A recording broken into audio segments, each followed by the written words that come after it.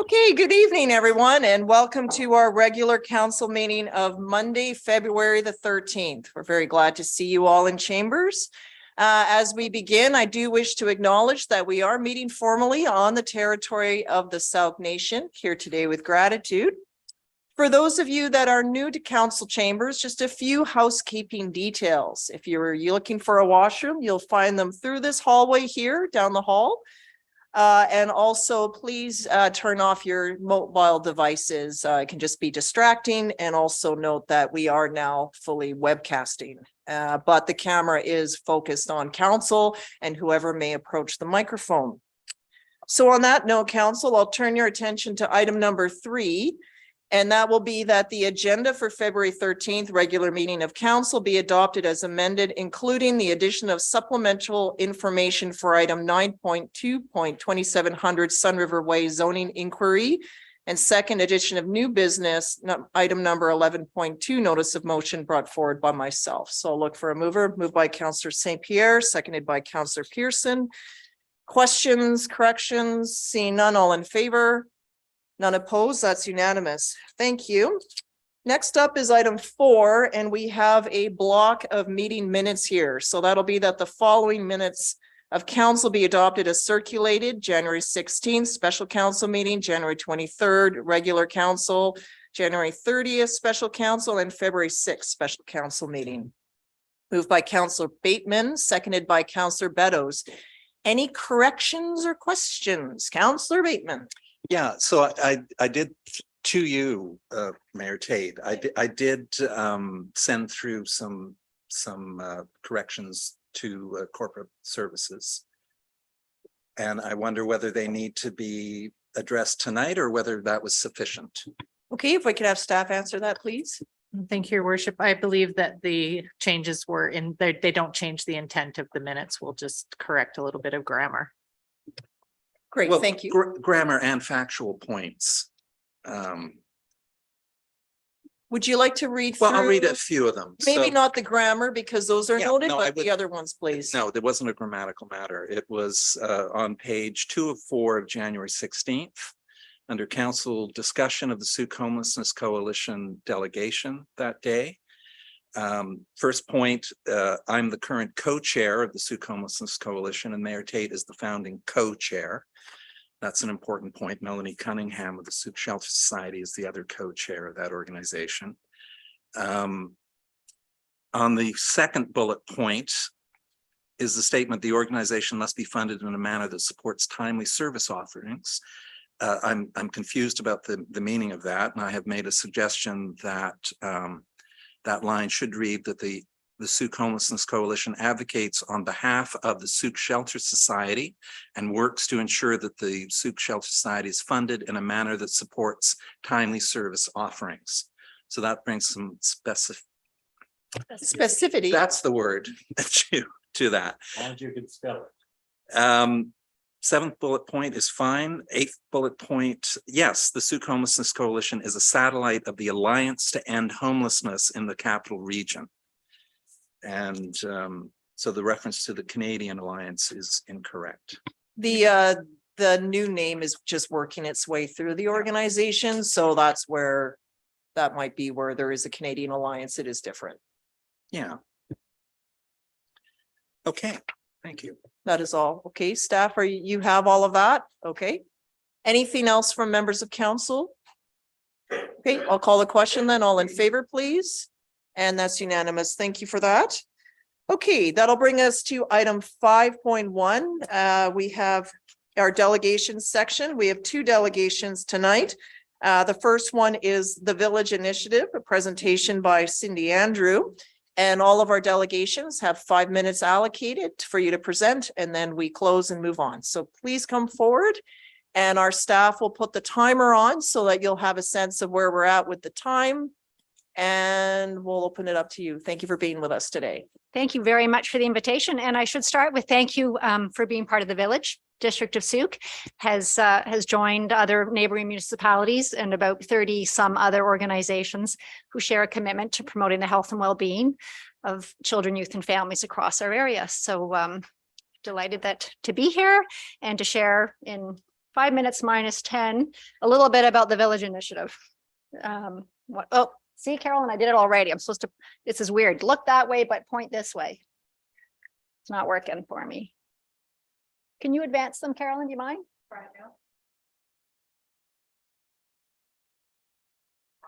Does this ding into my 5 minutes with the, just want to clarify because every second counts. Okay. Are we okay? Okay. Thank you.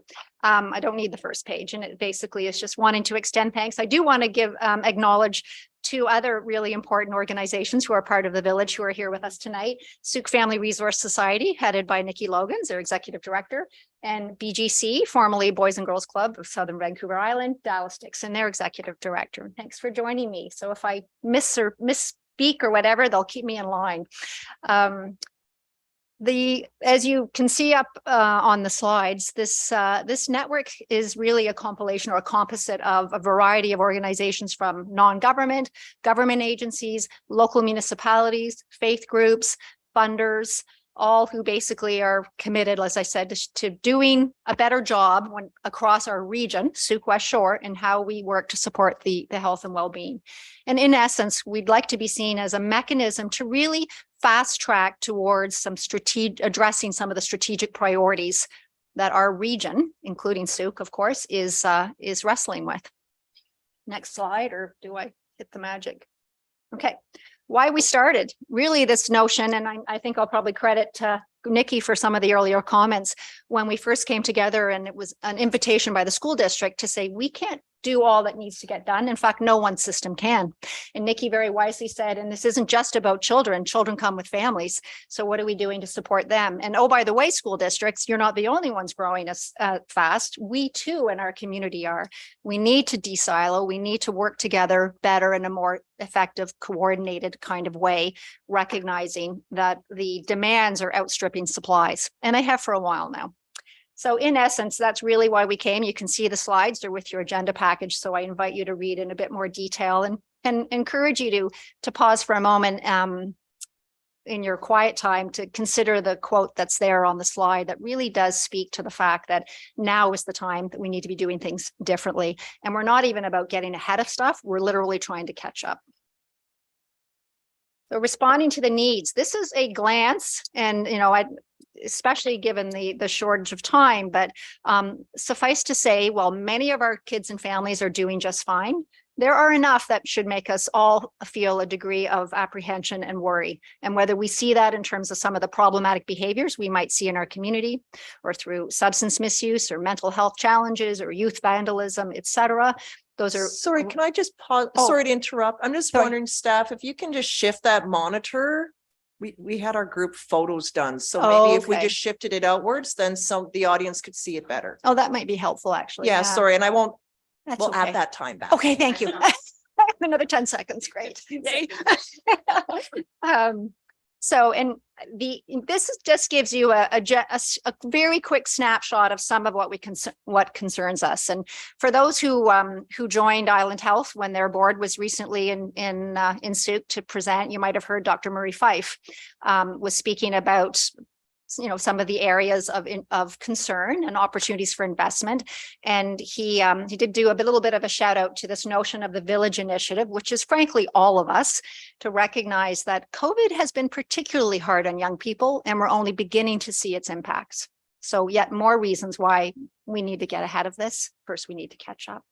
The last bullet on this slide to me rings true, I think, for all of us, is we firmly believe that nothing about us without us, and that voice of youth and how critical that is to listen to and to attend to and to respect and to learn from. And so, and Searchin, another member of the Village Initiative, so Souk Region Community Health Network, too many acronyms in the world that I live in. Oh. Oh, there we go. Okay, not quite there yet, but that works. That's a good way to remind me to move on. So we have, that Searchin as well as others in our region have done some listening and learning from young people, but there's more to do.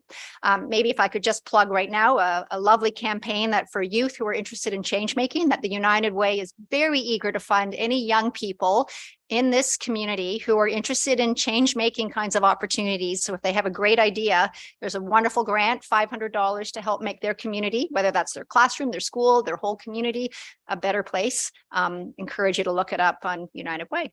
So the three strategic priorities determined by the leadership of the Village Initiative. This is everybody from municipalities and all the people who sit around this table. Three key ones. One is around space. We have a lineup of service providers saying we have operational capital we're willing to redeploy to better serve the needs of Sooke and West Shore. We do not have the space to do it in.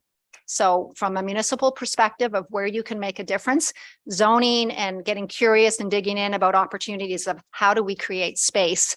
And I'll do a plug here for WorkLink, another member who is investing in your community, who is also has on their horizon a second building that really can be a hub for community social services. So just plant that seed as a wonderful example of an opportunity that's coming down the pipe.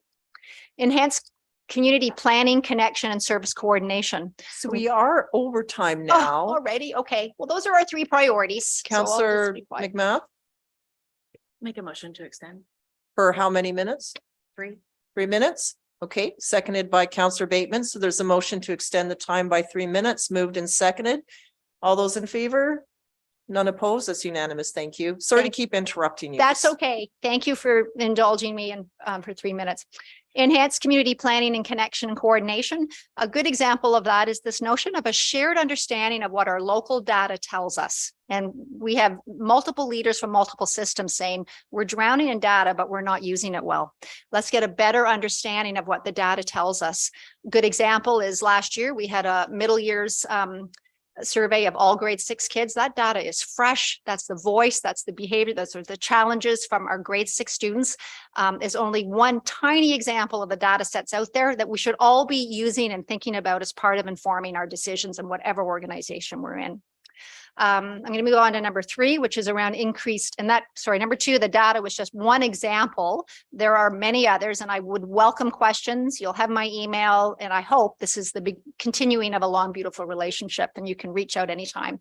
Number 3, in terms of increased capacity of communities and organizations for better service, a good example of that is we all have stretched workforces, and we have workforces who are saying the same things around, we need this, we need that in terms of, for instance, professional learning needs. We have a lot of changeover in our frontline service providers. Many are who are saying, here are some issue areas, really important ones, from cultural safety to trauma-informed practice, to just evidence-based around addressing mental health and substance use in communities. And so let's not work by silo, let's work across sectors, and let's support the professional learning needs of the frontline service providers who are the feet on the street, frontline serving the community that we so love and care about. So that would be the 3rd priority. Next. Almost done. Stronger together, 3 ways. 1, infrastructure. Please keep in mind the space shortage. We really are counting on that.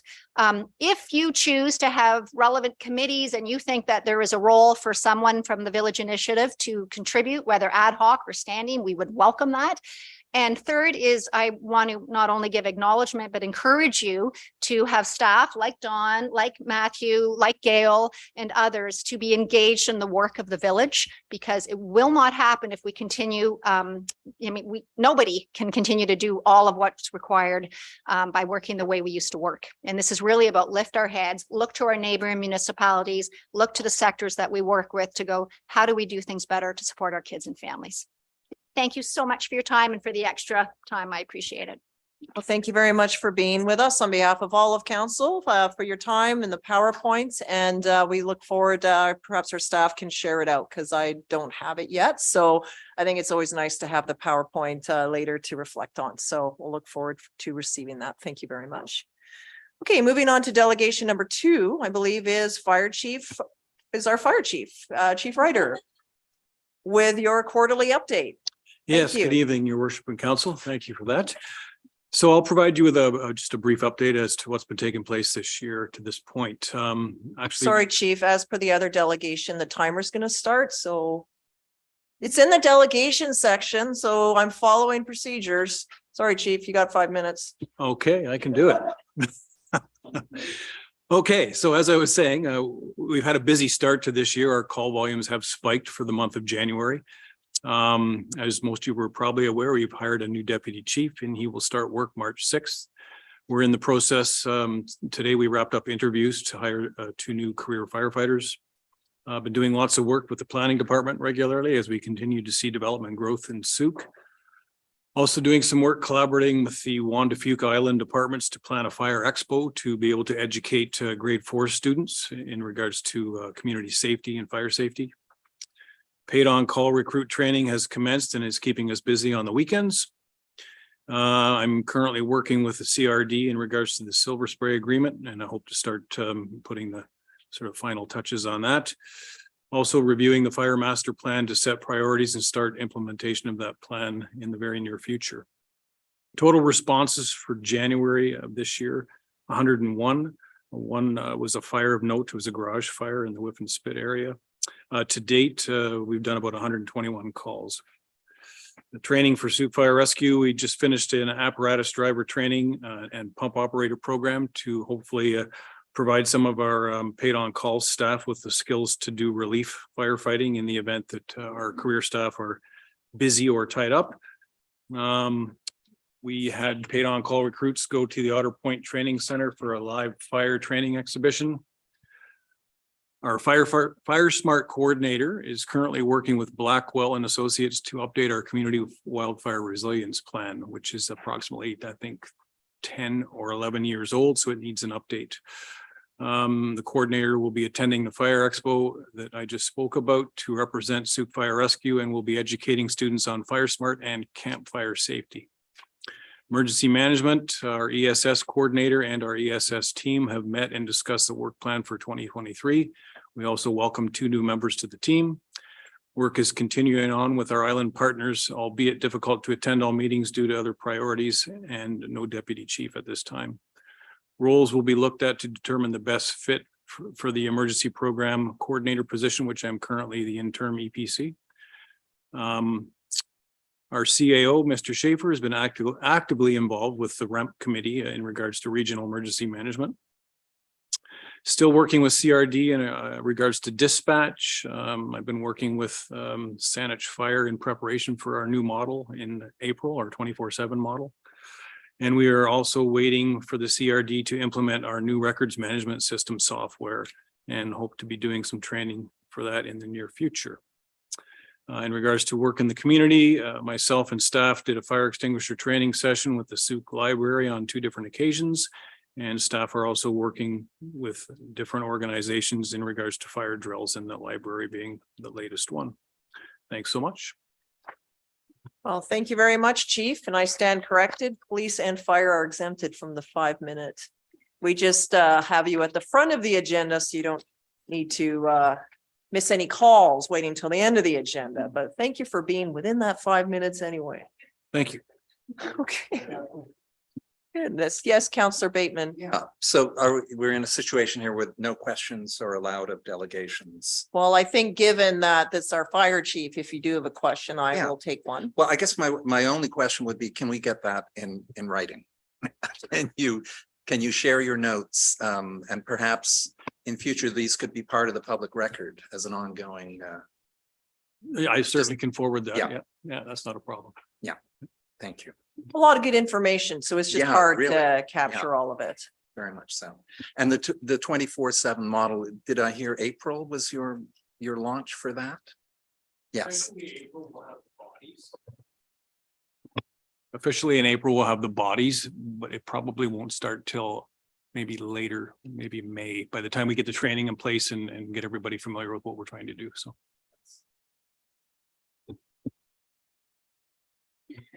Thank you. Thank you very much, chief.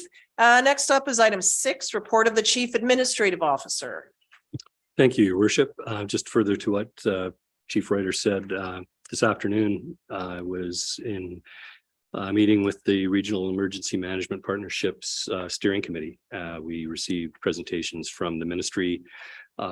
Minister Bowen Ma was part of the meeting. Chair Ted Robbins, who's the CAO of the CRD, was part of that meeting. It was very informative. Also attending that meeting was CRD Chair Colin Plant. So that's just adding to, the knowledge base and forwarding that information to the chief and his crew later on. I think it's very important that the district take an active part in that partnership, and for as long as we're able to, I intend to keep it going. Couple of other things to update council with. We have a brief update on the development procedures study that we have undertaken. The first phase of that, which was the review of internal processes. We have a final report from the consultant, and Mr. Paulo and Mr. Lovett will be bringing forward a report on February 27th to allow for council to see. It'll provide the report from the consultant as well as our implementation plan and next steps forward. The bylaw 404 internal review process is complete. Correct, Mr. Just finalizing that. And the next steps on that will be external review. And we have a number of people who are willing to, who have stepped forward to help us with an external review of that, of the new bylaw, new subdivision control bylaw. We also have new software for the planning and plan checking. And we'll be undertaking training availability for first the people who have their hands on the process on an ongoing basis, and then potentially for other members of staff who are interested and who could benefit from that, from using that program.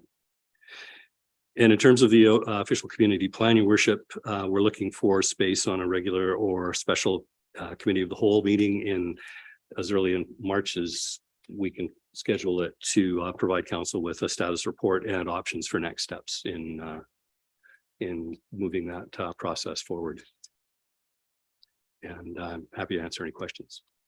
Could you maybe give an update on council strategic plan and just Yes. roughly when we can anticipate something out?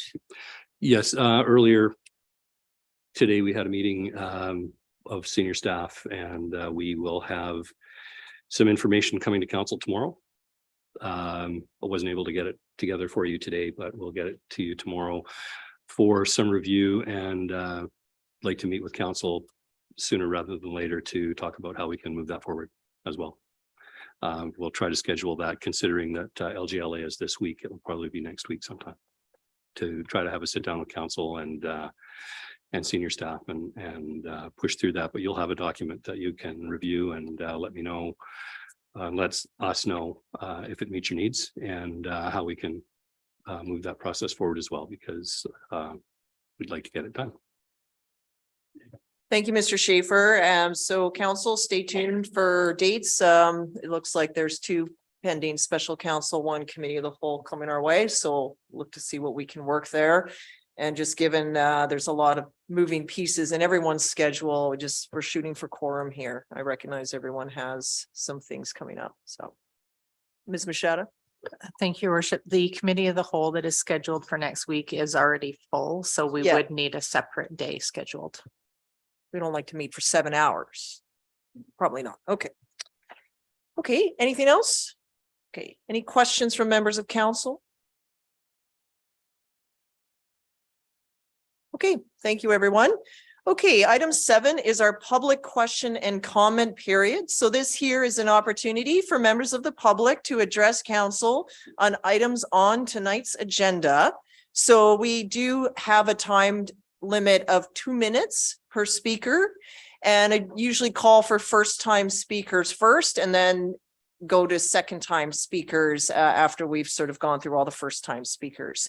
So when you come forward, we just ask that you give us your full name and where you live. We don't require your address. And please note that we need you to turn on the microphone.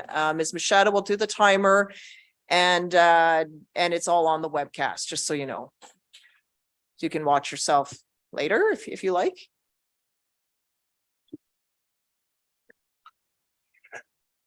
Terrence Martin, Souk. Tonight I'm speaking to agenda items 10.1 and 10.3. traffic and highways regulation and municipal ticket bylaws respectively. It's an important function of bylaws to mediate relations between neighbors in an equitable manner and provide a civilized, consistent, predictable, and reliable dispute resolution mechanism instead of people taking enforcement into their own hands, particularly when it comes to quiet enjoyment of one's property.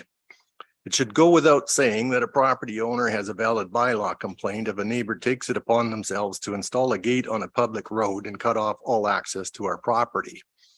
I'll read the substantive resentence of the response from the bylaw officer to my complaint. Both our bylaw and the Highways Act define highways as roads intended for public use and went on to dismiss the complaint. A bylaw that is not enforced in response to a complaint has the effect of no bylaw at all. I won't read it in here, but there's considerably more to the Highway Act definition than that. And of course, I'm a member of the public, as is anyone else who wants to use that road. The road in question is listed in the Modi Road Register and was maintained by the province as recently as August 2000, following which jurisdiction was transferred to Sooke. There are over 7 decades of complaints on file about this landowner obstructing that road, with as many warnings given, including a direct refusal by the Minister of Highways to remove the highway dedication and allow them to obstruct the road. So my question is this: will council direct bylaw enforcement to enforce the bylaw, or am I to take matters into my own hands? Okay, thank you, Mr. Martin. We'll consider that when the item comes forward later. I might take a second to speak to this now because I see a lot of my neighbors are here. Okay, but you're finished your I'm 2 finished. minutes, so we will invite you back after we've heard from other first-time speakers. Okay, thank you. Other speakers, please, on tonight's agenda. This is the only time on the agenda that the public can speak.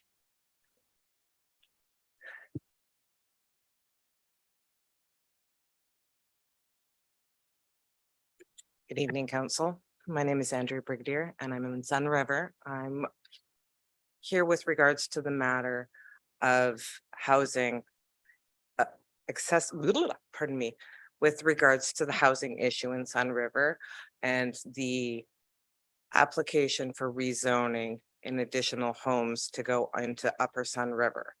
A lot of my neighbors here, including myself, have major concerns with this with regards to where a secondary exit is going to be put, where these homes are going to access Phillips Road and everything that comes along with that, the infrastructure leading into Sun River, as well as leading out to Sooke Core.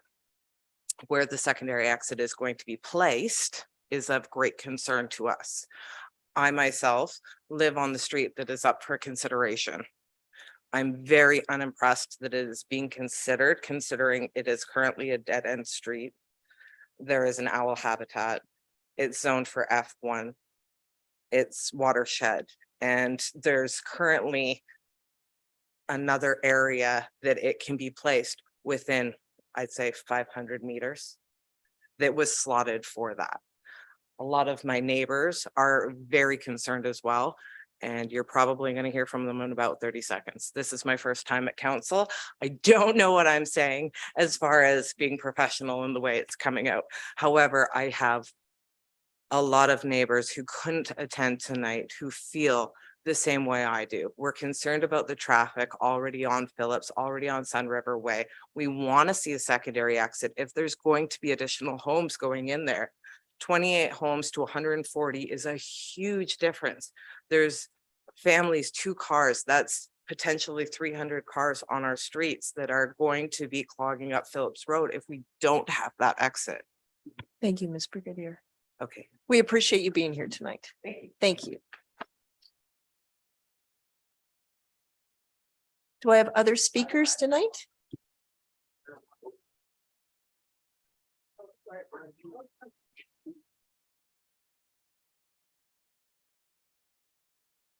Nick Dickinson World, Sooke. Well, East Sooke technically, but it kind of posts as Sooke. So I'm speaking on the Sun River rezoning application.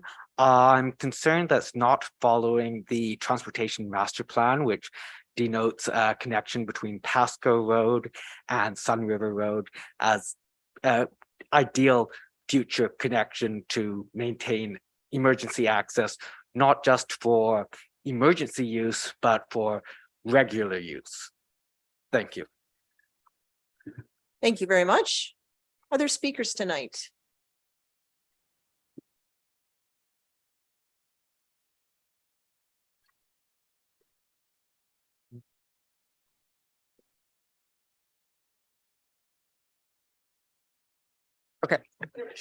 Hi, I'm Tiffany Fawcett and I live in Sun River as well. And I have concerns also about a second access route being put on the end of our street. It's a dead end street. There's no sidewalks. There's a million kids. There's a million cars parked on both sides of the street, like already because of all the suites in the homes. And it's like, I have 3 kids that have to walk to the bus stop every day. It's very concerning. They're used to playing out there. We have basketball court, we have hockey nets, we have like, it's, yeah. Yeah, that's it. Thank you for speaking tonight. Other speakers this evening?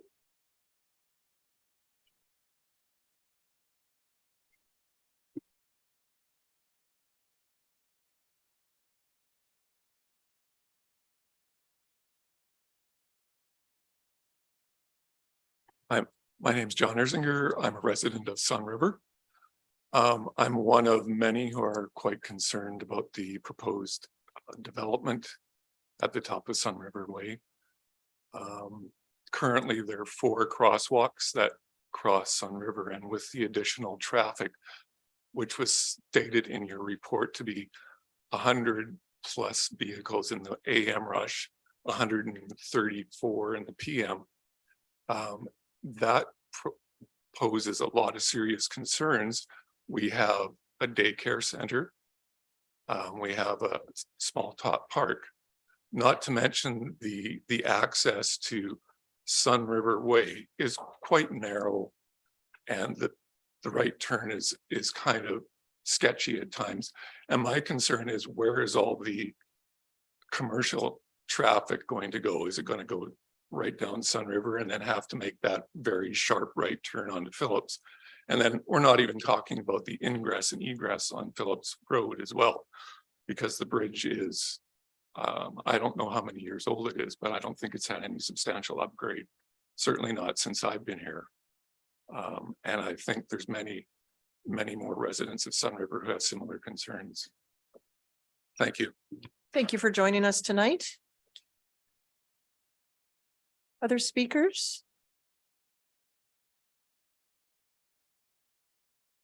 Any first time, because I do have someone, come on up.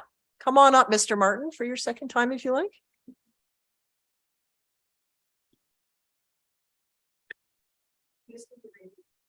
Terrence Martin. I also live in Sun River. I didn't actually know this was on the agenda until I saw my neighbors out front there, and I didn't know if that was a good thing, but anyhow, I think, so I'm not really prepared as to what it is. I haven't read the material that much, but I did see one thing, and I think in a nutshell, at 9.2, Appendix F needs to be killed outright. There should be no discussion of that whatsoever. Sun River had a public input session on this development. I think it was last year, and there was no mention of anything remotely like this. And I attended that, and I suggested there that they needed, the first thing that they need to consider before they consider even building up there, much less increasing the density, is run the road through to Pasco. There's no sense whatsoever in what they're talking about, and you can't put any more traffic down Phillips Road, particularly when it starts increasing down there, as it will if they ever develop the bypass down by Sea Park there. So my suggestion is somebody needs to tell those guys over there to go back to planning on this thing and start listening to people that live in the neighborhood before they come forward with a plan like this and get it on the agenda. Thank you very much. Thank you, Mr. Martin.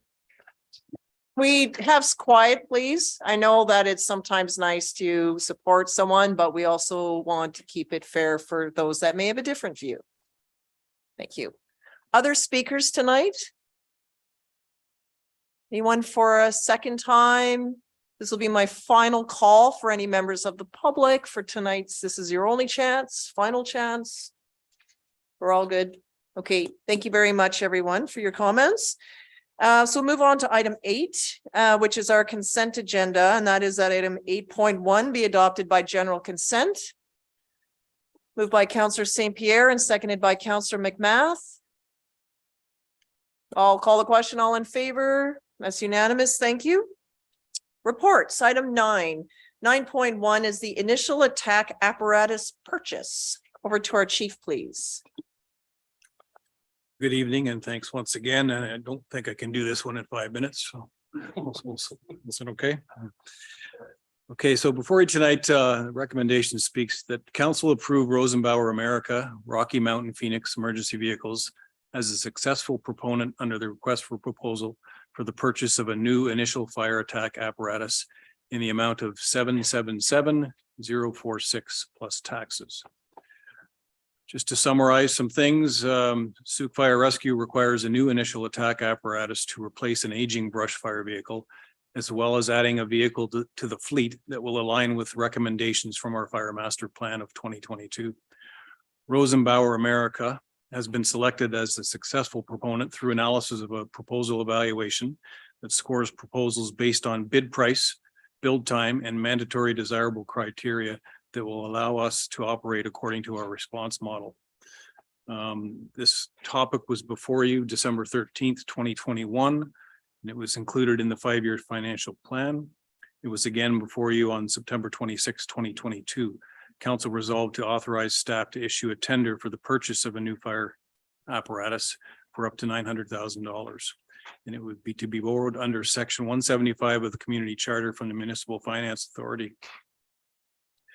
The RFP was posted on the District of Sooke website and BC Bid from November 9th, 2022 through January 13th, 2023. In response, we received proposals from 3 suppliers. The 3 proposals received were evaluated and weighted by bid price, build time, as well as mandatory and desired criteria for a maximum score of 100. Note that bid prices do not include taxes. The 3 suppliers that placed bids were Rosenbauer America, Hub Fire Engines, and Commercial Emergency Equipment. Rosenbauer America, Rocky Mountain Phoenix has been selected as a successful proponent. In regards to any legal implications, we followed the purchasing and disposal of assets policy. In regards to budget and financial impacts, funds to be borrowed under section 175 of the community charter. And the funds will be repaid within 5 years with no rights of renewal. A purchase order will be provided to the proponent and no funds will be required until the delivery of the chassis. You'll note in this section here, there's considerable time delays in regards to supply chain issues based on COVID. So the forecasted completion date for this vehicle will be approximately 755 days. I'm happy to take any questions. Thank you. Thank you, Chief. For the price, though, that's locked in, like we won't see, okay, the delivery in I can't remember how many months you said, but now it's gone up because of X, Y, and Z. So we're protected even though we don't have the vehicle for some time or the chassis. Somewhat, if this passes tonight, then we will be protected with the price that's quoted right in front of you. If it doesn't pass tonight, there's a good chance it could rise. No pressure. Okay. Thank you, Chief. It's just important because sometimes you hear, okay, well, we're quoted this, but on delivery, it's that. So in this way, I think that's important. Other questions from members of council? Councillor Pearson? Yes, to you. My question would be to the finance department. Is there any, are we retiring any debts that make this affordable, or is this all new payments? Over to our finance director. To your worship, it is in the 5-year financial plan. It's called Engine 204 in the financial plan. It got changed to a new truck now. So yes, that was the strategy with that, is the water tender debt should be falling off the books by the time payments would be required for this, as well as the first, for engine 1, we borrowed in 2 buckets as well. One when the chassis was coming, and then so that debt should be falling off within the term of when this loan will be, the payments will be incurred. So mostly the water tender would be the biggest debt that would be falling off the books that will help offset some of these payments. And this has been included in the financial plan. Okay, other questions? Counselor Bateman? Well, I'm just, I know it was discussed through to you, Madam Mayor. How is that? Okay. To you, Madam Mayor, I'm just wondering if the chief could give us a quick summary of the advantages of these initial attack apparatus for first response. Certainly. I think, first and foremost, it's good asset management that we retire our aging apparatus instead of continuing to put money into it. So when we looked at what we were going to purchase, we looked at the fire master plan, which had some really good recommendations, as you're aware. And one of the things that they suggested we look at closely is our response model. So meaning trying to respond and be somewhat effective within that 10-minute response time. And how does that look with minimal staff, meaning 2 firefighters? So this particular vehicle will allow us to be a little bit more efficient, I guess, with less numbers on the truck. And it's going to be a little bit narrower, not quite as long a wheelbase, so it allows access to different driveways or laneways. So that's the primary driver behind this purchase for sure. I also did a quick Google of the company, and they have supplied quite a few BC fire departments, Lanceville most recently. Did you have the opportunity to speak with any of these departments to ensure that this is the right kind of supplier? Specifically me, no, I did not. However, my previous role in another community, we had purchased through that same company. And based on the information provided to me from our fleet repair captain and our mechanic, this was the particular company of choice. Anything else from members of council? Okay. So the recommendation is that council approve Rosenbauer America Rocky Mountain Phoenix emergency vehicles as a successful proponent under the request for proposals RFP for the purchase of a new initial attack fire apparatus in the amount of $777,406 plus taxes. 46 plus, as noted, moved by Councillor Bateman and seconded by Councillor Beddoes. Would you like to speak to it again? Okay, Councillor Beddoes. Anything from anyone else? Nope. Okay, all those in favor, please. That's unanimous. Thank you very much for your work, Chief. Thank you. Okay, item 9.2, 2700 Sun River Way zoning inquiry. Over to staff, please. Your worship, the developer of Sun River Estates has applied for rezoning of the northwest corner of the development, which would be rezoned, which requires rezoning to allow for the proposed 140 new housing units. The developers made a number of requests in that letter, in that correspondence. We initially received the first take on this in 2019. There's been a lot of correspondence between the planning division, the planning department rather, and the applicant over the intervening period.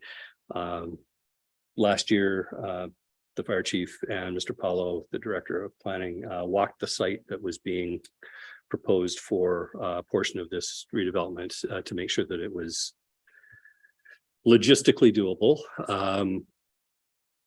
The developer met with yourself and I in my office to provide their take on the benefits of this particular proposal, and we subsequently, pardon me, we received the attached letter again with the request that it be brought forward to council. So in the intervening time frame, it's been studied, and there were, as I say, a number of asks made of the staff here. The applicant notes that the District of Sooke would, if their letter was followed, if their application was followed as it was as requested, that the District of Sooke would be the body responsible for negotiating of a right-of-way agreement with the owner of the adjacent property. That property is included in the agricultural land reserve. The second ask would be that the district would be the body responsible for making the application to the Agricultural Land Commission to allow the use of that part of the adjacent property for the proposed emergency exit. And that the district would be responsible for applying to the provincial government for a grant to fund the emergency road access across the adjacent property. The applicant suggested that they would provide plans on a cost estimate budget for the completion of the emergency road access that would include a bridge or a culvert over Demamiel Creek. We had, the administration noted a number of concerns as outlined in the report. Regarding Phillips Road, the proposal notes that access and egress to the additional dwelling units would be via Sun River Way. However, the only way to get to Sun River Way is to go up Phillips Road. It doesn't reference concerns which had been identified about the condition of the two bridges that connect Highway 14 with the upper section of Phillips Road. Those bridges are getting old. And so we're considering putting in the budget engineering study to determine what work needs to be done on them in order to maintain them. There was a traffic impact assessment provided in 2020 that projected 104 additional trips during the AM, the morning peak hour, and 139 additional trips in the PM peak hour. If those additional 140 units were constructed, those are just the peak times, doesn't address the other traffic that might go in and out of there during the day or in the evening. The emergency access as identified by the applicant, which would go down, as I say, the adjacent property towards Helgeson Road. Thank you. That is not ideal. The Transportation Master Plan identifies on page 44 that the major street connection that should be made when and if the development occurs north of Helgeson Road, or to facilitate further developments in Sun River and on Phillips Road north of the bridge, an extension of Pasco Road would be the preferred way. The District of Sauk staff, however, has discussed with the applicant alternate access and egress to the area, potentially as part of an emergency access and exit from that new development. It could be made to work that that an access could be built off of Stonebridge Way, I believe, and or farther up. And Mr. Paolo seems to have a map there, but anyway, so that's a concern as well. The preferred option has been basically identified by the applicant as too expensive. So their offer of $1 million to partly construct or to go towards the construction of that access and egress wouldn't cover the cost, and the district would be, if that was constructed according to, and if we followed the application, that access or egress would cost between $1.685 million and $2.5 million. Those were rough estimates in 2021. So that would leave that burden to be carried by the taxpayer. Negotiation of land access is problematic for us because the applicant would like us to negotiate that land for them. Staff would then be doing work specifically on behalf of that applicant, which could be argued that that would contravene section 25 of the community charter by providing an assistance to business, which is prohibited by that section of the charter. The application to the Agricultural Land Commission would be along the same lines. If the District of Sauk were to do it and allocate that, or to allocate resources to that, it might also constitute an assistance to business. Our recommendation, therefore, is that council direct staff to request that the developer of Sun River Estates provide a revised rezoning application that establishes an alternative emergency access route and or a secondary access, and bring that application back forward to council. Okay, thank you, Mr. Schaefer, for your presentation and for staff for your work that you've been doing on this. And just for members of the public, this is here because the applicant is asked to approach council so directly, and everyone has the opportunity, as you saw in the delegation earlier, to do so. So that's why it's here without a staff recommendation. Is the applicant here tonight? a representative for the applicants? Okay, would you like to come forward and speak to council and explain why this is here?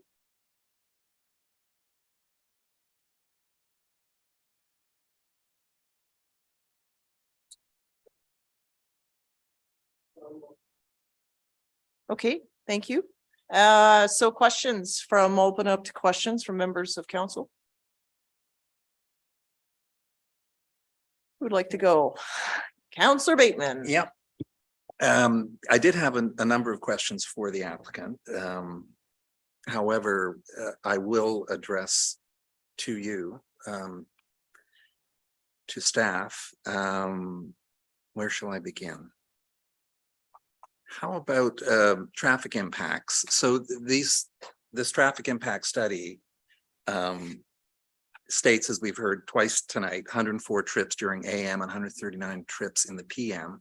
Now, the CRD statistics show that the average Sooke household has 1.9 cars per household. So I'm curious about these traffic impact assessments. It seems low to me. I'll put it that way. So that's not a question. no, but can I take that and I'll come back to you? So I had that as well, because when was that? Because 2020, many people were still working at home. So depending on where you were in the COVID cycle, as many people have moved recently and are wondering where all the traffic came from, it's because people were not commuting and were working from home or attending school virtually. And all of that, as we all remember and try not to think about too much. So that might explain. I don't know if staff has an answer of when that study was done, but perhaps I think it's reasonable as to why that number was low, depending on the timing. Next question might be, okay, this emergency route perhaps is not identified in the transportation master plan. However, we did receive the evacuation route planning final report in November 2020. And it stated, quote unquote, a very small section on the need for alternative routes, emergency routes out by the Sooke Hangar property in East Sooke and in Sooke Point, but also here in Sun River, the mention of, quote unquote, bulldoze off Driftwood Place across the Dimmill Creek to Helgeson Road. So is that the basis of this? I guess this would be for the applicant. Were they aware of this route, or when you met with the applicant, Mr. Powell, was that discussed at that point? The specifics of the connection point into Sun River weren't discussed in great detail. The purpose of the site visit in April of last year was to determine the Helgeson property, what the viability was to actually consider using ALR land to create a connection point from Helgeson into Sun River. Once the fire chief and myself visited the Helgeson property, the developer invited us to go into Sun River over to the Stonewood location and just to examine it from that point, just to see the distance from the termination of that road to the property boundary of the Helgeson property.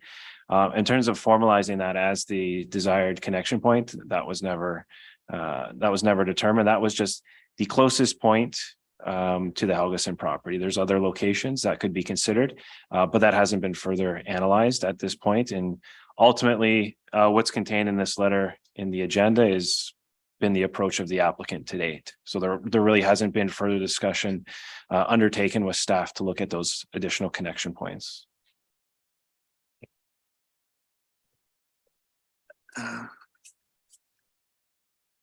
Can I come back to you, Yeah. Councillor Bateman, and then give Yeah, other councillors an absolutely. Thank you. opportunity? Yeah. Okay, thank you. Councillor Beddoes? To your worship, the staff. Yeah, well, that's good. Okay, anyways, my concern is there's been some question about the legality of some of the requests. Are we seeking a legal opinion? I think what our staff expertise knows this, like we cannot take on this work on behalf of a developer. Okay, I wasn't quite clear whether that was just because there's a lot of maze and I wanted something more definitive, yes or no. If we can't do it, then we can't do it. Simple as that. So not to be considered. Yeah, we can't assist business. And in Okay, this case, that's fine. taking this on is, I think if council wish to proceed this, it would likely trigger then, if we advanced this ask, then it would trigger a reaction and we would get an implication report that would say, okay, what you're doing here contravenes section, blah, blah, Thank blah. Are you sure you want to continue, counsel? So that's where we haven't. I wanted spent some money on clarity it. on that. It Yeah. wasn't clear to me whether it was contravening that act or could. So it sounds to me like staff has done their homework and it would be a contravening of the act if we went along those ways. Would you like to add, Mr. Schaefer? No, that's the essence of it, your worship, that section 25 provides an absolute prohibition against assisting business.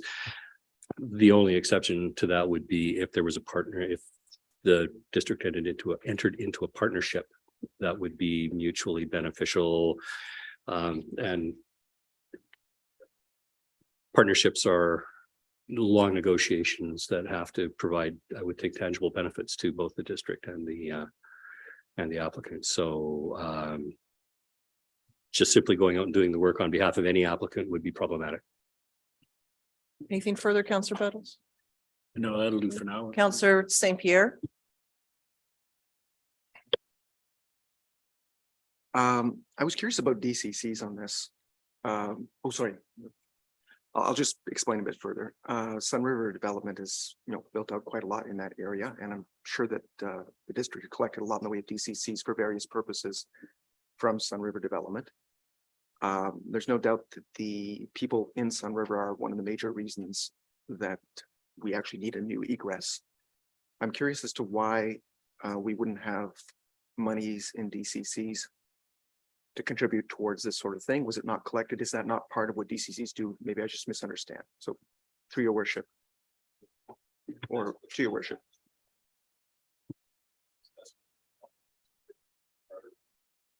It's a question I'd have to discuss with Mr. Paulo and Mr. Carter, unless one of them wants to lean in now. I don't have the answer to that. Mr. Paulo? Based on the projects that have been identified in the development cost charges bylaw, this specific area doesn't have a identified project that I'm aware of where those DCC dollar amounts could be attributed to. So in those instances, that's when we require the developer who's bringing forward an application, provide for the necessary infrastructure as the cost of development for their application. Unless we have a DCC project on the books, which can specifically speak to where that work is going to be completed and the specific dollar amount for that project. It's completely borne by the developer to provide for that. And so that's one of these instances. I'm not sure. Yeah, it's a fair statement. Development cost charges, those projects are ultimately going to benefit the whole town. DCC project in the Sun River area would be mostly beneficial just for that area. Therefore, it wouldn't be included as a major DCC project. You'll notice all the DCC transportation projects are your main corridors, your arterials, your arterials and collectors that are through town center that are mostly seeing benefit from the majority of town. For clarification, I'm curious, if this project was actually identified in the transportation master plan, then it might apply. I'm just trying to understand how this works a little bit better. Was that a fair assessment or? Through your worship? It was identified as a priority in the transportation master plan, but it was not. Perfect. That's further question. I have a further question. Different question is, or Go ahead and then. I'm curious about the ask on the part of the developer. Is it the norm on the part of any other local government to negotiate with landowners on behalf of developers if there's a mutual benefit? Or is that ever done? I won't say never, your worship. However, it's not something that I have seen done. It would be unusual to take on that kind of negotiation with a third party on behalf of a developer who wants to develop a piece of property within the district. But as I say, I wouldn't say it never happens. It's just not within my experience. Thank you very much. That's all for now. Councillor Pearson?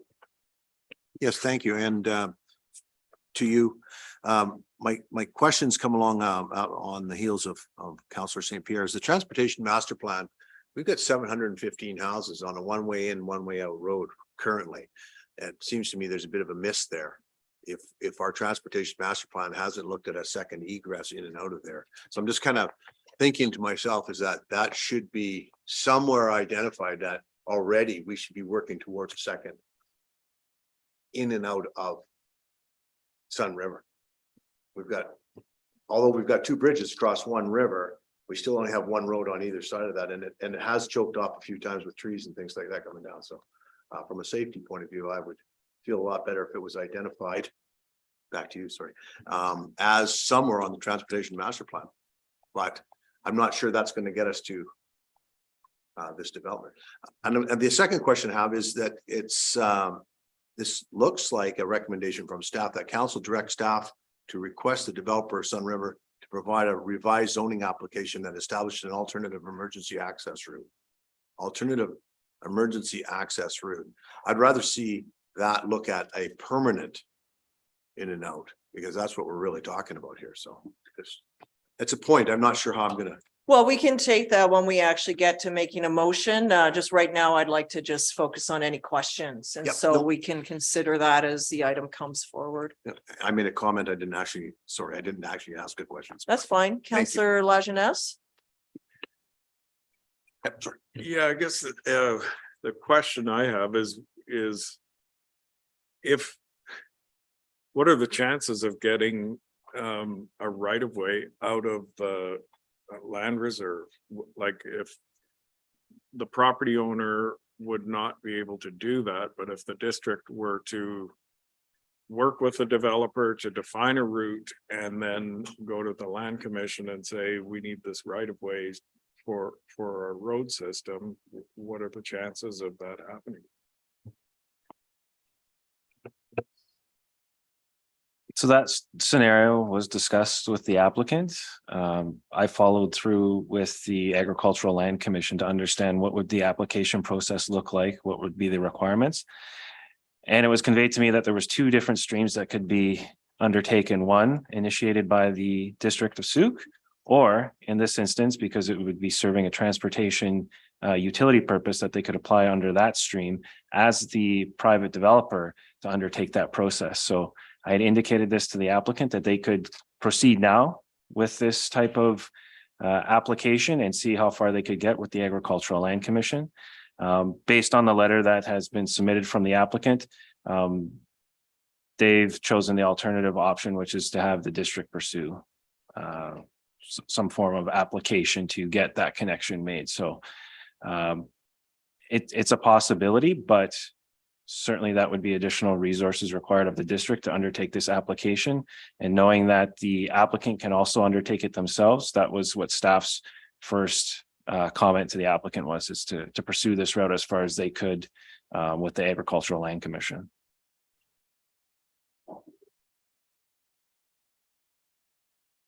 Okay, Counselor McMath, any questions? Then I'll go back to Counselor Bateman. Right now, there's a gated emergency route.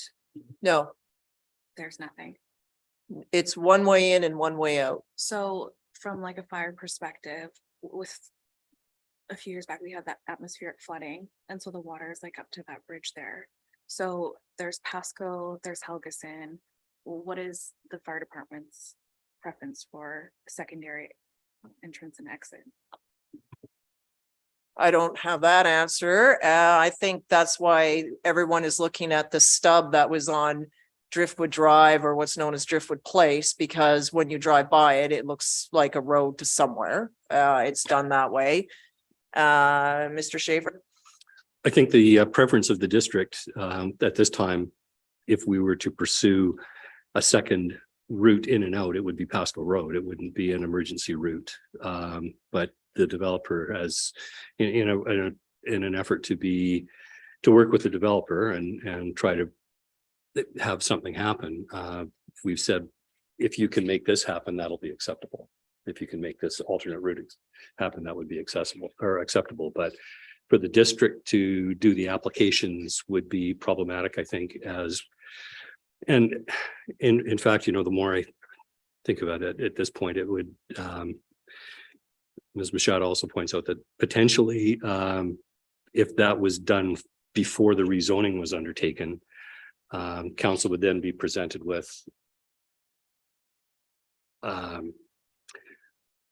having already done work to support a project, would then be asked to rezone a property that they were seen to support beforehand. It would add a perception of bias potentially to the rezoning process.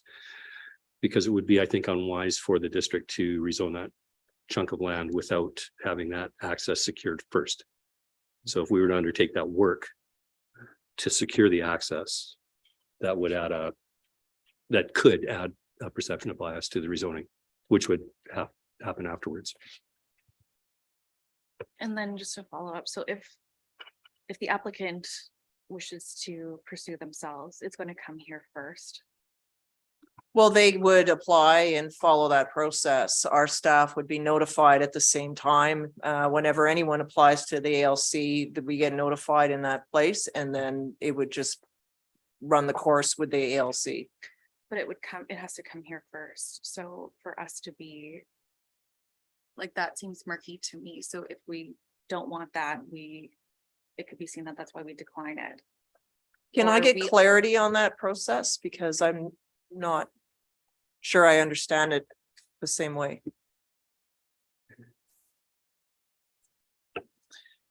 I can't recall the entire full name, but it's something along the lines of a transportation utility corridor application. There's a number of different uses that can be applied for. And so the planner at the Agricultural Land Commission said the applicant could come forward, make an application through that process. Staff aren't familiar with how that process is undertaken. It's not typically a process that most planning departments have to process.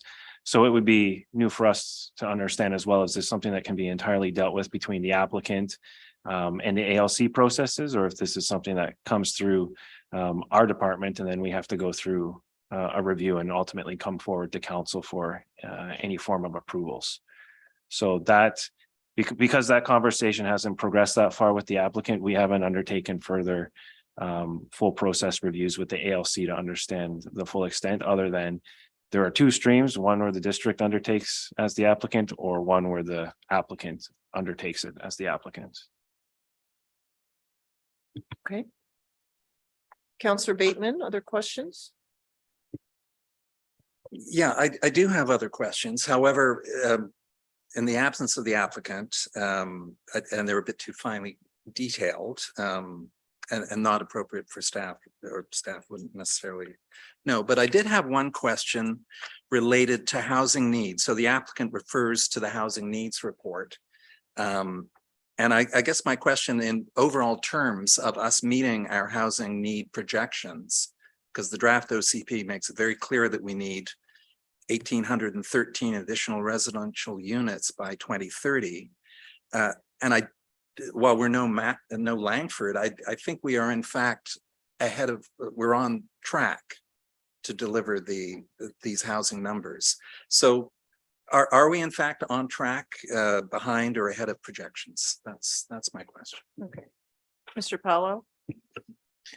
With the previous year, we were nearly approaching to be entirely on track. As you had referenced, Langford was about double what their expected supply requirements were. We were above 90%, I believe it was, for what our supply needs were. So we are very healthy in that regard. I think we were either the second or third in terms of the CRD municipalities in reaching those projections. So I anticipate with a lot of the other high density developments that we have ongoing within our town center area, which is specifically the area where we anticipate the bulk of our growth to proceed over the next decade, that we'll be able to maintain a healthy course towards being on track with those future year-over-year demands for housing. Okay, thank you very much. Councillor St. Pierre? Further question with regards to the development happening in Sun River in general. We've had correspondence that reference the OCP basically stating that this was not meant to be one of our growth areas. Having said that, we already have a large amount of population in Sun River. There's a need for amenities, and there's still an ongoing need to increase the number of housing units, as the housing needs assessment has pointed out. But a lot of our needs revolve around rentals, and specifically multifamily, different types of density. I think the applicant referenced smaller lots, duplexes, various other possibilities. And I know that in River's Edge, they used a very interesting model to provide somewhat more affordable housing. I was curious, and obviously the developer is not here to answer these questions, but whether or not staff has actually worked with the developer or discussed with the developer, despite the fact that the OCP has done pointed as a growth area, how to actually potentially introduce density and affordability into that area. And whether or not that's even a possibility, given the state of the OCP at this point in time. Because I think we need commercial and higher density in what amounts to a small village with enough people to be a village. Thoughts, Mr. Paulo? Perhaps just for clarity, so it was the question seeking to determine if there was opportunity to provide more density within a smaller area within Sun River? Was that? Can you clarify? I'm curious as to whether or not the OCP as it stands and whether or not the zoning as it stands or future zoning amendments could allow Sun River to be a more complete neighborhood with more amenities, therefore requiring less infrastructure to get in and out of, more employment locally, more services and amenities locally, or whether or not right now our zoning and OCP are essentially a straitjacket, keeping it as a bedroom community. In terms of the draft OCP, I don't believe much would change than what's already there now in terms of being a lower density community with neighborhood commercial. One proposed difference may be the increase in density to the 70 units per hectare for the community residential area. So that could be one consideration, but overall, any further development beyond what's already proposed as the maximum density for zoning there right now presents a concern for transportation, specifically emergency management. So having more commercial in that area, densifying it, there will still be the concerns that there's only one access in and one access out. And as the transportation master plan indicates, we need to look at having a secondary access route if we are going to further densify that area. Thank you for that answer. And that makes perfect sense. The reason I'm asking this question as well is simply that I'm hoping that given the cost should not be borne by the taxpayers for the exit, and if that additional density was to be provided to developer, maybe a better business case could be made for them to bear those costs if there was a return on investment. So I'm wondering whether or not our OCP would even allow that kind of a consideration.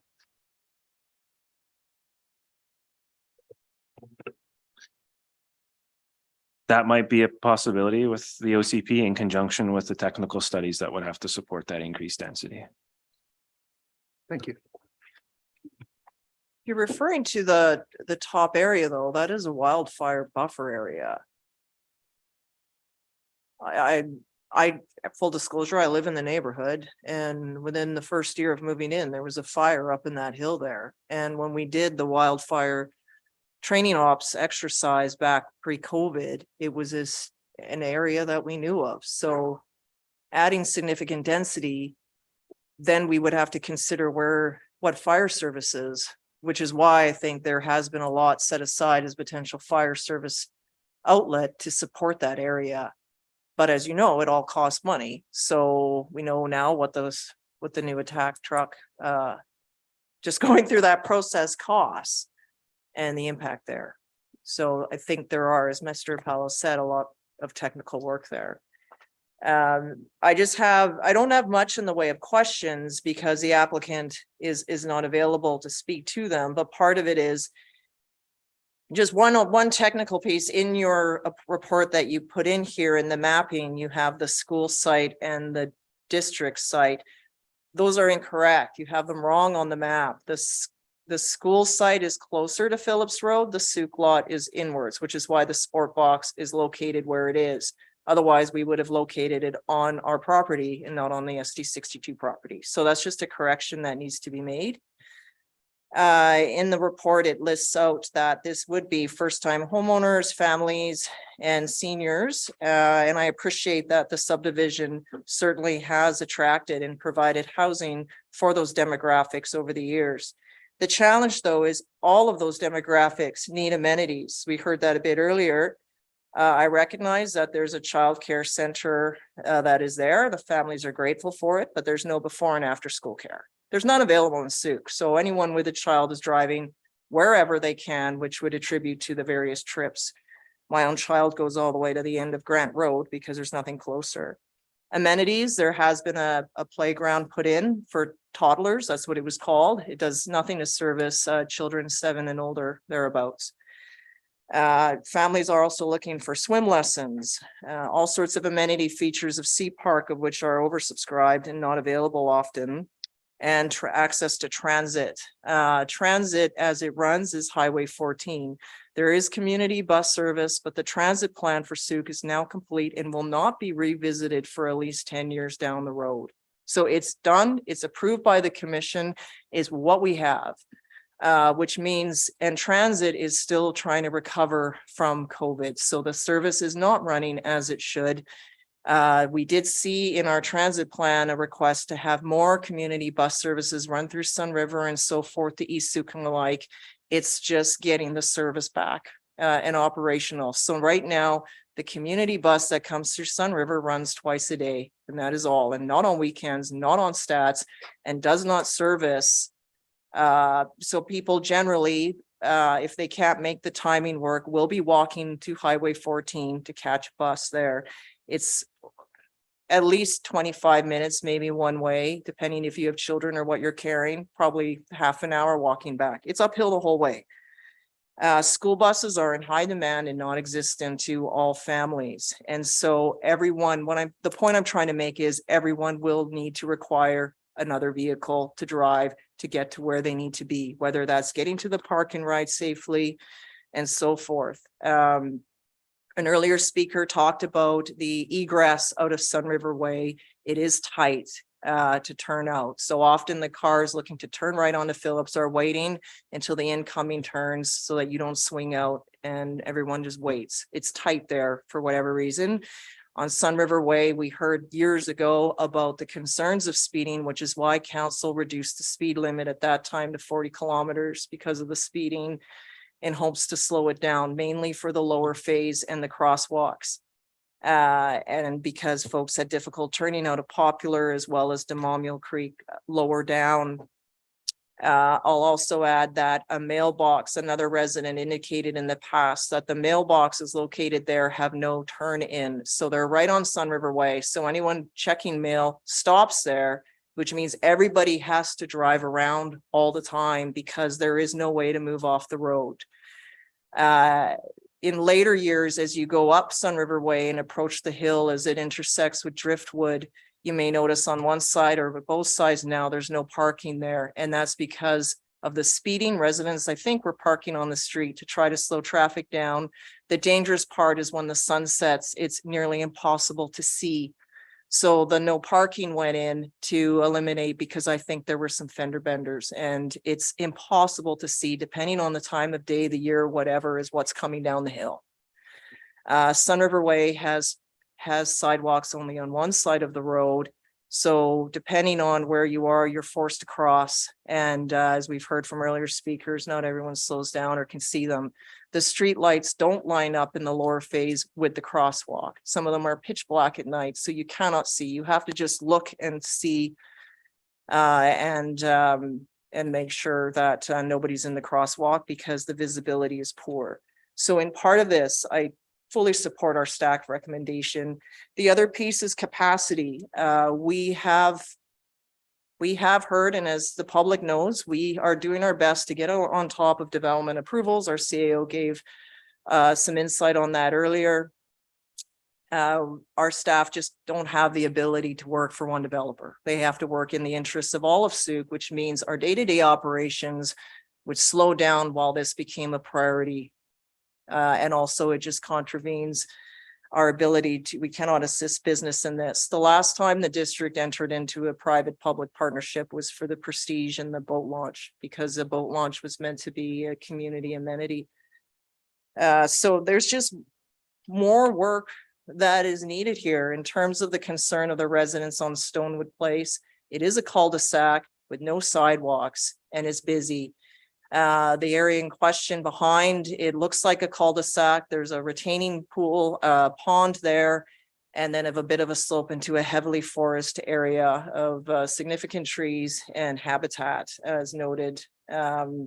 So it's just, that's where I think there was some upset. I knew about it because residents reached out to me when everyone was there looking at it and wondering why it hasn't been considered for Driftwood Place when there is a stub of a road there. Naturally, I think that if we were going to make a decision, I don't feel it's ready for tonight to connect Sun River to Pasco. We need to talk to all of the community about that and also consult with Sun River. Like, this dramatically changes if there was a permanent road and that's what council wanted to see. This dramatically alters the Sun River landscape because you would have traffic from Otter Point going down Pasco into Sun River and cutting out that way. So everything needs to be, it impacts everything. And then again, what about the downstream impact? 4 crosswalks, a hill, you naturally pick up speed all the way to that stop sign. It just happens. So all of that needs to be taken into consideration. I'm just throwing that out there. And then we're still stuck with Demonmill Creek, which is one bridge, then connecting to another bridge. I think if we were going to work on an egress, what does another bridge over the river look like? Because even if all of this was upgraded and people are evacuating out of Pasco, when our Souk River Bridge is out, we're all still stuck. So it's part of a bigger plan here on terms of where we need to put our energy, because it still comes down to one small bridge and one big bridge and no other way out. And for those of you that lived in Souk in 2006, will know what an impact it is when that bridge, Souk Road Bridge, is closed and what it does to a community. So that's an ongoing conversation that we have to have. I don't really have any questions. I just feel this is premature here for this to come forward. I recognize that anyone has the ability to approach council, but for us to make a decision like this, to put 140, I'll also raise the fact that Sun River residents on title have a building scheme that says things like no clotheslines, that has things like trailers or RVs need to be screened from the road and a whole bunch of other criteria. The paint color has to be within a certain palette and the like. We've learned that this is not really enforceable by our bylaw. It requires all the residents to basically gather up and sue the other residents, which doesn't happen because we're likely all in breach of it some way or another. So if you're making this change, my point to this is that if you're, as a landowner, making a change, I think you're duty bound to consult with everybody in the subdivision properly to say that this is what you're doing, because you're changing the whole neighborhood. It's not just somebody leaving a trailer in their front yard. You're making a dramatic change to the scale and the nature of this particular community. And I think that's why, while there may have been community open houses, I never went to one. I don't know when it was. And certainly if it was in COVID, that would be a reason why. The traffic studies, I think, as well as another, but it needs more work. And I just can't support our staff doing work on behalf of a developer, because every other person waiting in the queue will ask for the same level of service that we are not in a place legally to provide, nor have the capacity to provide. And I'll leave it at that. Councillor St. Pierre. In light of your comments, I'd like to move the recommendation from staff. Okay, so you are removing then that council directs staff to request the developer of Sun River Estates provide a revised rezoning application that establishes an alternative emergency access route and or secondary access. Okay, that's moved. Is there a seconder? I'll second that. Seconded for discussion. So to motivate, Councillor St. Pierre. I think that it's clear that we actually do need a secondary route some point, and I trust that our staff actually has the expertise to assist the developer, hopefully in finding a better way. My own particular concern continues to be with actually making Sun River a more complete neighborhood. I think it's a joke to actually talk about reducing our emissions when you can't buy a loaf of bread in Sun River, when you can't actually get someone to gymnastics unless you drive them to Langford. So we need more amenities in Sun River. We need commercial amenities. We need sports amenities. We need amenities for kids and so on and so forth. I think all of this has to be considered as our staff works with developers to actually provide for the community. And I trust our staff to take that forward. Comments as a seconder? Well, the comments would be, I would assume that if we move this forward, this recommendation, that Sun River would come back in a formal rezoning process where we would receive it for first reading. And if we were to approve the first and second readings, we would have a public hearing and this hall would be filled with Sun River residents. And we'd have the equivalent of an open house at that time. Is that in fact how this process would proceed? Through you to you? The only caveat is I think other members of the community would also speak and ask why you're, just to counter back, densifying an area. You'll have others that'll say, is this in keeping with the OCP to intensify this area and not a heavily serviced area? Others that are concerned about RGHG's mission have referenced the impact of transportation and housing. So how are we meeting our objectives with this? Like, it's not just going to be an open house, but I imagine that's what it would be. Something would come forward. Should staff have the support for second reading? And if it passes, it would move to a public hearing. Is that correct? But I would just say there would be more than Sun River residents present, I would think. Yeah. East spoke today, right? Yeah, yes. So this is an active application, and based on the referral comments that have been given back to the applicant, staff were not in support of their application to move forward to first reading. So the objective of the applicant is to seek enough information so that they can proceed with making the necessary revisions to their application, that they could proceed with staff support.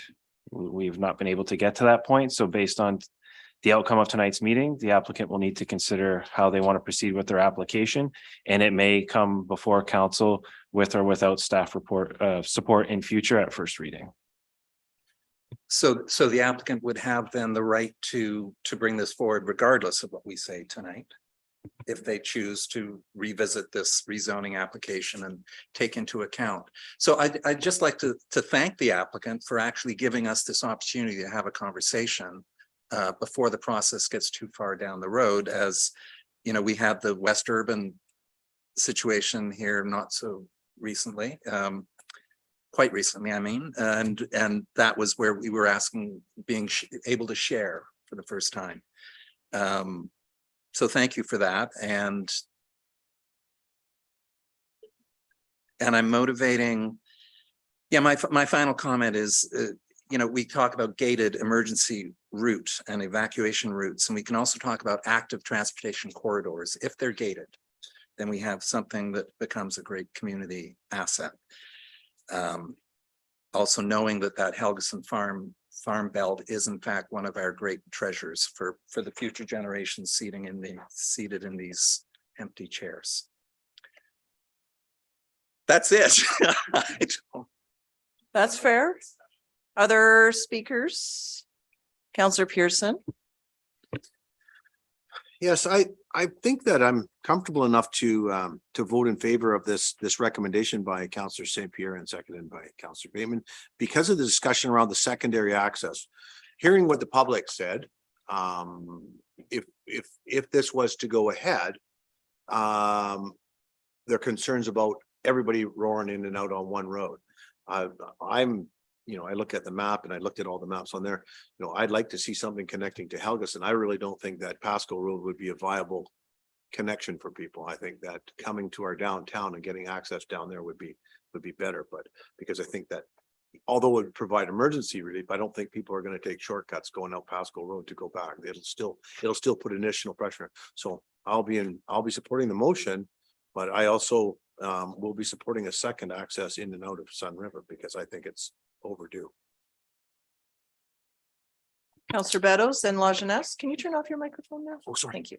Yeah, I'll be supporting this motion as well. I did have some problems with an emergency access in regards to secondary access, but staff will be looking at both of those. I too feel that Helgeson would be a better fit. I don't like going through agricultural land, but sometimes if that has to be, it has to be. To me, it's important that we do have connectivity through our streets. The Transportation Master Plan, although not a perfect document, was one that we agreed to follow.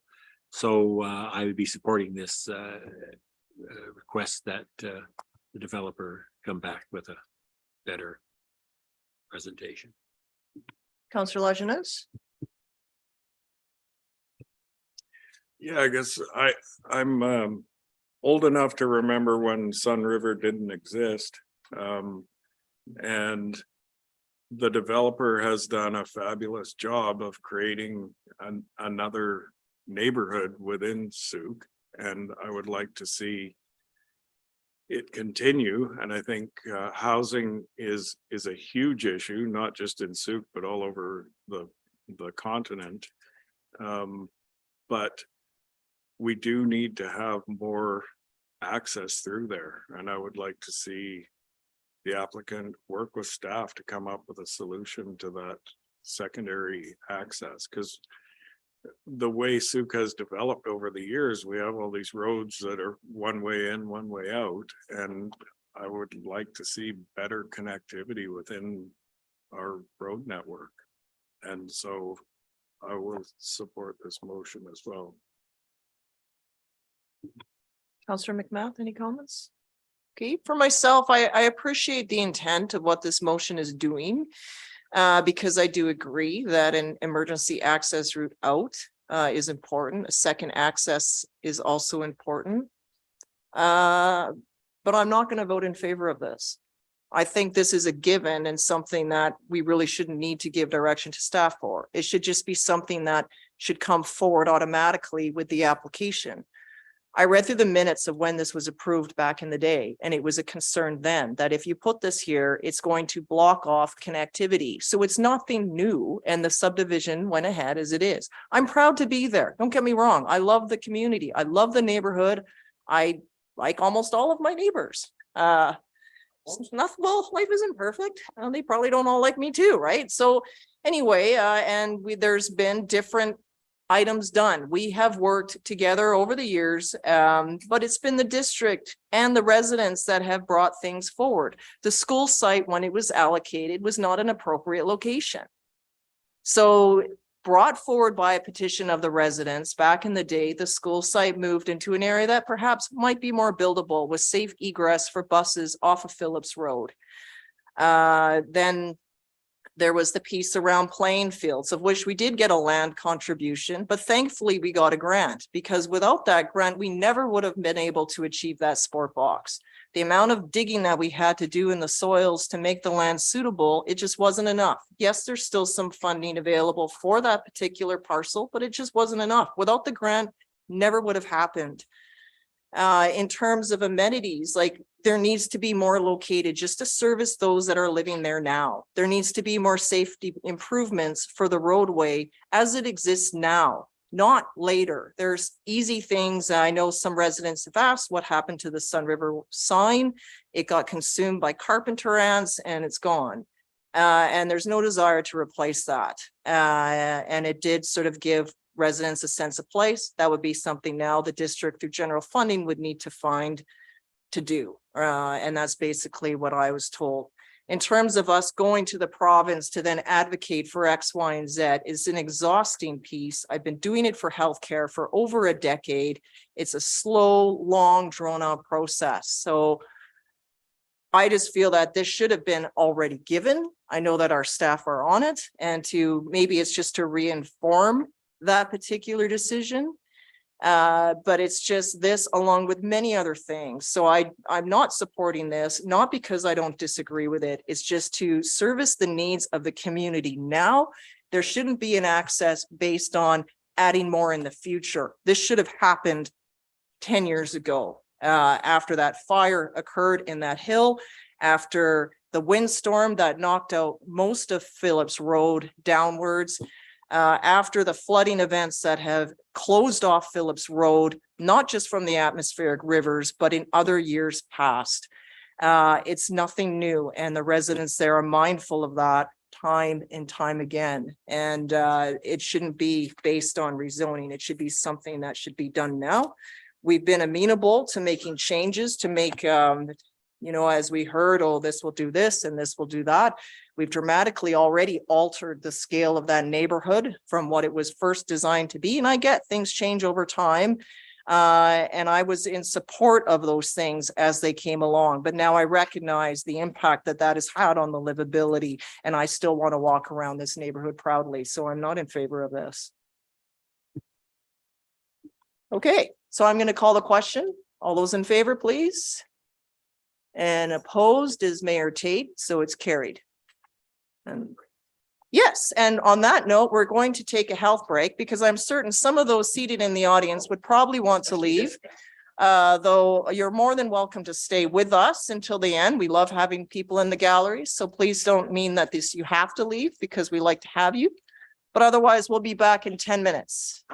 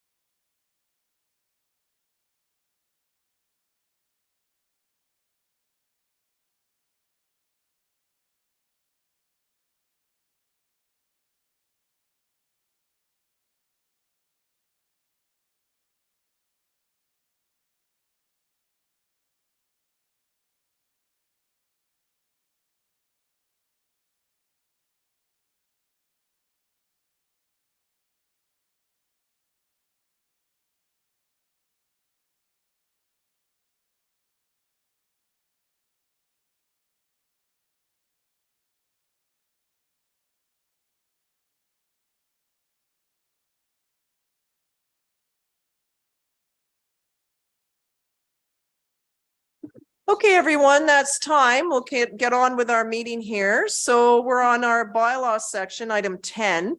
So item 10.1 is the municipal ticket information amendment bylaw. So there is a report here for staff. Query from the public, but I'll turn it over just if you could take us through this report and why it's here.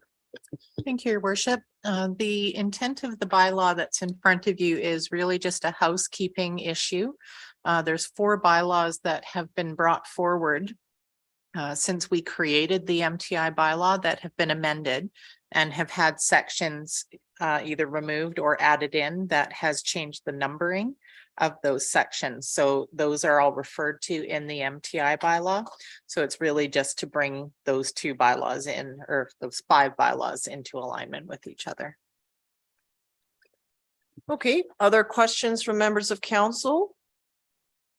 Okay, go ahead, Councillor St. Pierre. I'd just like to follow up on, through your worship, I'd like to follow up on the question from the public, which is with regards to road access. I'm not necessarily sure that an answer is present at this point in time, but I'm curious about blocking off access to a road, and if there have been multiple complaints, why is this allowed to continue? Any response? Through your work to you, Madam Chair. I would need more information about what is actually being discussed. I have a feeling I know what it is, but without any more detail, I couldn't provide a specific response. Go ahead.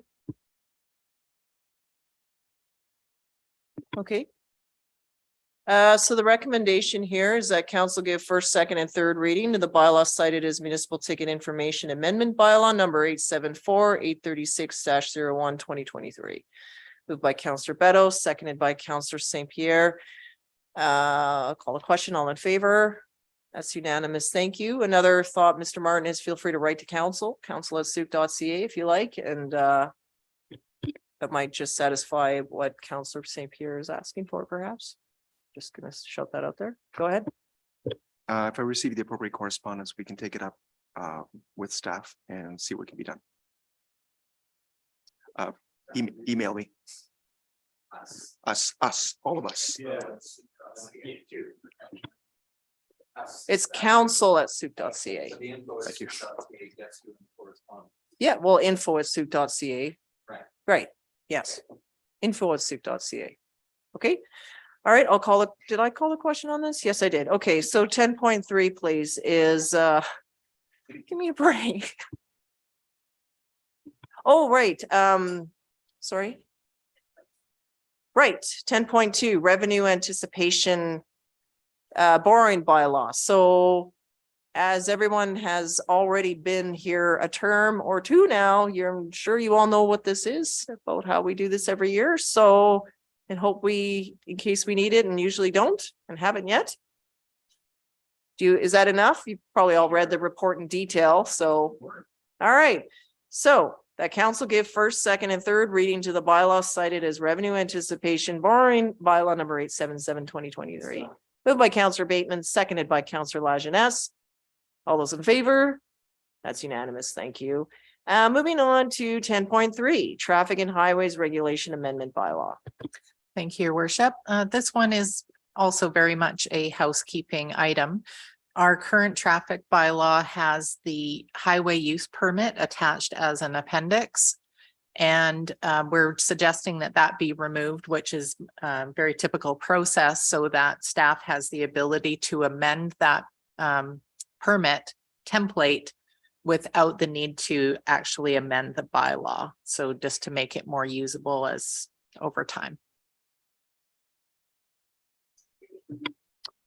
Recommendation is that council give first, second, and third reading to the bylaw cited as traffic and highways regulation amendment bylaw number 876 67-06 2023. Moved by Councillor Pearson, seconded by Councillor St. Pierre. Got it. Would you like to speak to it? Yes, I do. Go ahead.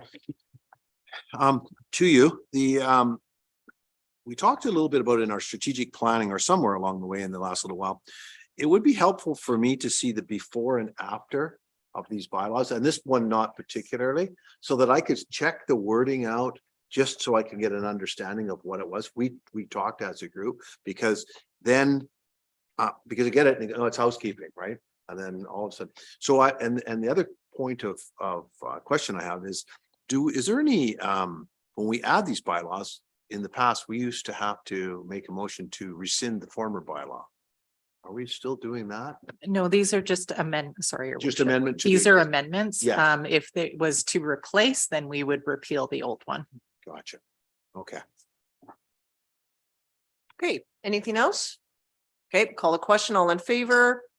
And that's unanimous. Thank you. Okay, next up is new business. There is a notice of motion first off from Councillor St. Pierre with a request, just given the timing, to waive notice. So on the screen, okay, so the first one would be that council waive the requirements for notice under section 36 of the council procedural bylaw to consider the motion related to the 2023 Climate Connect event. That's moved by Councillor McMath, seconded by Councillor Beddoes. All those in favor? And that's unanimous. Thank you. So now we're on the notice of motion itself. So this will be by Councillor St. Pierre, and that would be that council authorized Councillor St. Pierre to attend the Climate Connect 2023 event in Nanaimo, with the expenses being covered from council to contingency. So as you notice, that's what you're moving. We would need a seconder by Councillor McMath. And now to speak to it, Councillor St. Pierre and Councillor Pearson, please turn off your microphone. I will be brief. I was informed about the Climate Connect event through my membership with AVIC as a director at large some little time ago. It looks as though they're doing excellent work in terms of connecting health resources to climate along with equity. And I'm really interested to see what further work is being done in terms of actually connecting to what local government can actually do. So that's why I'm interested in attending the event, and I'm hoping for your support. Okay, so this is coming up on March the 7th and 8th. So that's where the timing is. So, and that's why we're here. So there would be per diem, hotel, and the registration. Or are you attending virtually? The registration is free. Okay. And I've already registered. Okay, so it's just the per diem and accommodation. Okay. All right, my screen went blank. So that's moved and seconded, so it's on the floor. Any questions? Councillor Bateman, bend the microphone. The one question I have, and it relates to my own attendance at these events, is there's so much information. And then we report out during the verbal report. And I'm wondering, maybe you can set the precedent of providing us with a short summary of some kind that can go into the public record. Glad to. Make best efforts. Starter for the rest of us. Thank you. Best efforts. Okay, no, I'm in support of you attending this and bringing back some good information. So I'll call the question. All in favor, please. And that's unanimous. Thank you. Okay, so there's another one that's come up, and this will be by myself as well, and I can't see the screen. So I think the first part would be to waive notice. Is this screen? Mine's not working. Okay, so. And that would be that council waive the requirements. Oh yeah, for a notice under section 36 of the council procedural bylaw to consider the motion related to the 2023 Housing Summit. Moved by Councillor McMath and seconded by Councillor Lajeunesse to waive notice. All those in favor of waiving notice? That's unanimous. Thank you. Okay, so the next one is the motion itself, and that would be that council approve Mayor Maya Tate attendance, as well as, well, add that later. We'll start with me, attendance at the UBCM Province-wide Housing Summit on April 4th to 5th, 2023, and authorize the associated expenses to be taken from council contingency. I do want to just, I can't speak, it needs to be seconded. Counselor McMath is seconding. Now I'll motivate. So what I would like to do though is also open this up to other members of council who are available to attend. So the UBCM recognizes that the housing crisis, the impact on local governments is extremely significant, and waiting until the September AGM is just too far out. The other challenge is that, as all of you who have been there know how busy UBCM gets, the conflict with resolutions, with ministerial appointments, and the ability to attend everything is just too much. So that's why they've decided, or the executive decided last year, to put a summit for housing in April. So it would be all local government elected officials as well as staff. The province is going to be participating fully as well. And so it's an opportunity to hear directly from the minister responsible, the premier, as well as the new advisor, on important things like the housing crisis, we know, homelessness and opioids, the immigration impact, also the development approval process and their expectations. And also when you hear things about the province potentially overriding local government zoning decisions, what does that all mean exactly? So that's why I feel that certainly if Mr. Paulo and others from staff are able to attend, I really hope and encourage you, but you have your own allowance to do that. It doesn't need to be us, but it's important that our experts are also at the table there. And also for us understanding as the decision makers on what is being proposed. So there will be a blend of both, obviously the province's elected body and their staff, as well as local government elected officials and staff. I expect it's going to draw large numbers, and that's why when the hotel block opens up, it's important to reserve and to make travel duties. So that's why, even though we would have time in March, I think that it's the registration, as I know, is going to happen soon. It'll likely get really busy, or at least I hope it does, in communities that are either dealing with growth or challenges, and all of that in particular. And also with cabinet shuffles is really, what is the current mandate now? It's we were all focused on one, and then there was a change, and there's a lot new. So just hearing directly from the province and the local government role, I certainly do wish to attend this, and I certainly hope that others can also attend. So we'll just, so I don't get confused. So I'm just trying to think here on whether or not to amend this and to add in other people as an amendment. Or should it just be a second motion? Thank you, Your Worship. I would suggest you just pass this one. I have it ready to cut and paste and add other council members in for a new motion. Okay, so yeah, so why don't we do that, and then we'll go on and then see who else can attend. Okay, so I'll call the question then. All those in favor, please. And that's unanimous. Thank you. It feels weird voting for myself, but Tony did it. I'm just kidding. Okay, so on the next part, the forum will start at 8:30 in the morning. So what that means is that you would need to travel over the night before on April the 3rd. I think it's going to finish around 2 or something on the 5th. So time to travel back on the 5th, but it would require hotel stay on April the 3rd and 4th. And travel on the 3rd. We don't have a scheduled council meeting on that date because it's the first Monday. However, it is good to find time for that committee of the whole in the afternoon, just saying, or the morning. I don't know, but that's just something to throw out there. So I just like to see who would be available and able to go. Councillor Bettles can go. Yeah, I'd be interested, but I do have to check with the powers to be. Not the final decision maker here, but we may as well put you in there. Councillor Lajeunesse, Councillor St. Pierre, Councillor Bateman, Councillor Pearson, Councillor McMath, are you available? You got a lot of, one of us has to work. I know. Okay, so you're likely working in that time. Okay. It's going to be held at the Sheraton Wall Center. When UBCM sends out the compass or any correspondence, I recommend you jump on it right away. I have looked into this a bit. They do not do third-party authorization. So what that means is you'll need to secure your own hotel room with your own credit card in advance.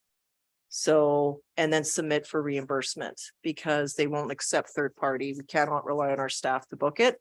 And then just determine how you're gonna get over there. I think we're all capable of figuring that out. Counselor St. Pierre, or I hope, maybe. Quick question, when does it end on the fifth? I think around 2 or 3. Thank you. Okay, so that would be then that council approves Counselor Beddoes, Lajeunesse, Pearson, Bateman, and St. Pierre's attendance at the UBCM Province-wide Housing Summit on April 4th to 5th and authorizes the associated expenses to be taken from council contingency. Moved by Counselor McMath, seconded by Counselor St. Pierre. Any discussion on this? We all know what they're doing. If things change, Counselor McMath, please let us know. Counselor Beddoes, you're in there, so it's up to the boss. And your boss. So, and your boss?